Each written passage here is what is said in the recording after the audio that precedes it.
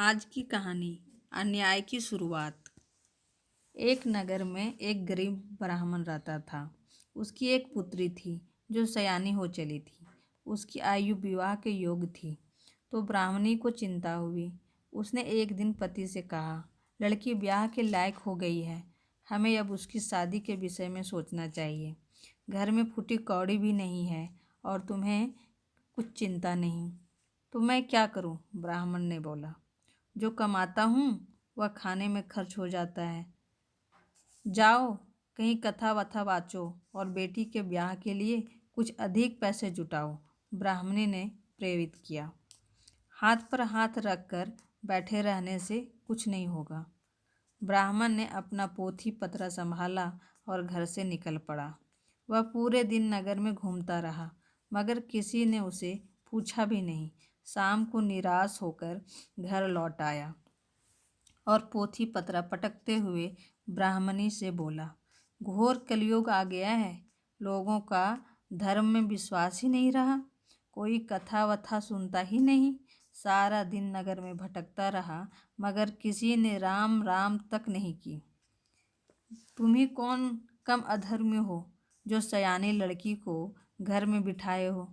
ब्राह्मणी ने उसे धिक्कारा। औलाद के ब्याह सगाई की तो पहले से ही चिंता करनी चाहिए। पेट तो जानवर भी भर लेते हैं, मनुष्य को तो भविष्य के लिए कुछ सोचना चाहिए कि नहीं? इसी प्रकार ब्राह्मणी काफ़ी देर तक ब्राह्मण को खरी खोटी सुनाती रही। ब्राह्मण क्या करता? वह जंगल में चला गया और एक तालाब के किनारे जाकर रोने लगा। तभी वहाँ 4 सियार आए जो देवता थे। उन्होंने ब्राह्मण से रोने का कारण पूछा। ब्राह्मण ने उन्हें अपनी करुण कथा सुनाई। चारों सियार जंगल में चले गए। थोड़ी देर बाद वे एक गाय लेकर आए। उन्होंने वह गाय ब्राह्मण को दे दी और कहा, ब्राह्मण देव, यह गाय ले जाइए। यह आपको मनचाहा दूध और सोने की एक गिन्नी प्रतिदिन दिया करेगी। मनचाहा दूध और सोने की गिन्नी। ब्राह्मण की आंखें खुशी से चमकने लगीं।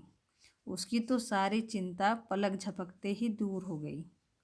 ब्राह्मण खुशी खुशी गाय को लेकर आया। ब्राह्मणी भी सारी बातें सुनकर बहुत प्रसन्न हुई। गाय रोज एक सोने की गिन्नी और मनचाहा दूध देने लगी। ब्राह्मण थोड़े ही दिनों में धनवान हो गया।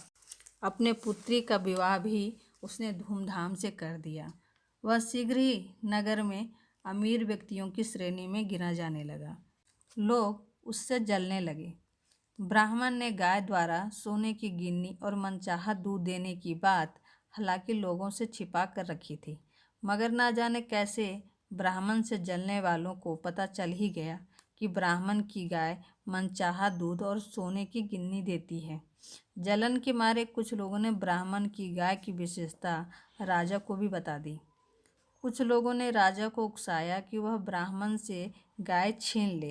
राजा तो गाय की विशेषताएं सुनकर वैसे ही प्रभावित था। लोगों के उकसाने के पर उससे भी लालच आ गया। राजा ने ब्राह्मण को बुलाया और कहा, तुम्हारे पास करामती गाय है, उसे हमें दे दो। महाराज, यह कैसे हो सकता है? मेरे परिवार का पालन तो गाय के सहारे ही होता है, ब्राह्मण ने प्रार्थना की। तुम नहीं जानते कि राजा का अधिकार राज्य की हर एक वस्तुओं पर होता है। हम तुमसे यह गाय जबरन भी छीन सकते हैं, राजा ने धमकी दी। लेकिन महाराज, यह तो सोचिए कि मेरे परिवार का गुजर बसर कैसे होगा।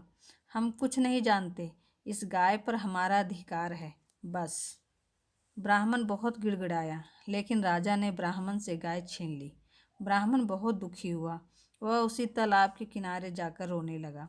सियार बने चारों देवता फिर वहाँ आए। ब्राह्मण ने सारा किस्सा उन्हें कहकर सुनाया। उनमें से एक बोला, छीन ली तो क्या हुआ?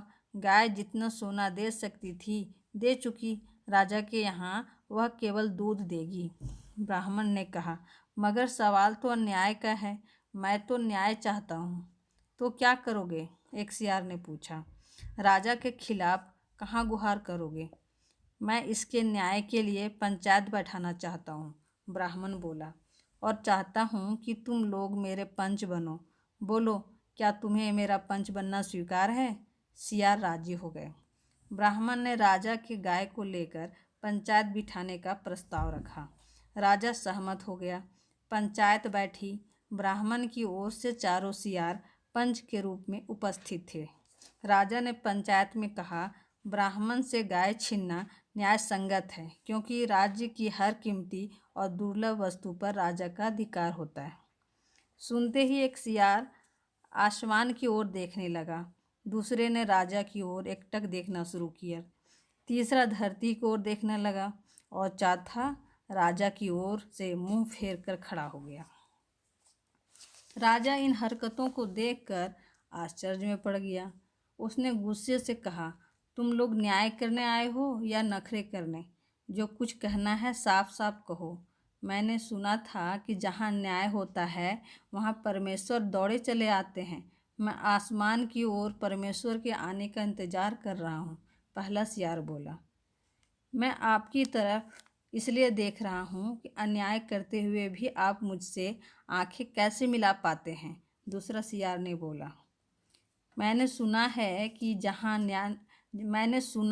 कि जहाँ अन्याय होता है वहाँ धरती फट जाती है, इसलिए मैं धरती के फटने का इंतजार कर रहा हूँ। तीसरे सियार ने कहा, मैं अन्यायी का मुंह नहीं देखता। चौथे सियार ने मुंह फेरे की कहा। राजा हंसा और बोला, लो फैसला तो हो गया।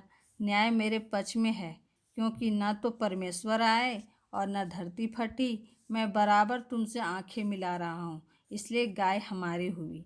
सुनते ही चौथा सियार चकित रह गया और उसने राजा की ओर मुँह कर लिया। राजा तुरंत बोला, तुम मेरा मुँह देख रहे हो, इसलिए मैं अन्यायी भी नहीं हूँ। हर तरह से न्याय मेरे ही पक्ष में है।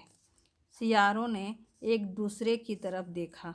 चौथा सियार बोला, यह भलाई इसी में है कि यहाँ से भाग चलो। जमाना बदल गया है, अब धरती पर अन्याय शुरू हो गया है। और चारों सियार वहाँ से दुम दबाकर भाग गए। बेचारा ब्राह्मण हाथ मलता रह गया। इस प्रकार धरती पर अन्याय की शुरुआत हुई। धन्यवाद।